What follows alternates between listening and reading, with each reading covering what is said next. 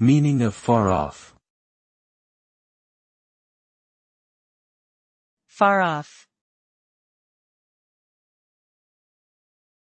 Far off. Far off. Far off.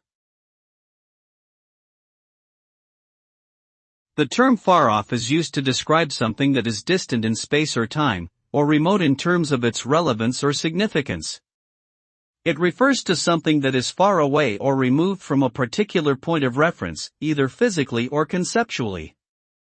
For example, a place may be described as far off if it is located in a distant, remote location. Similarly, an idea or event may be considered far off if it seems unlikely or irrelevant to the current situation. Overall, far off implies a sense of distance, separation, and disconnection.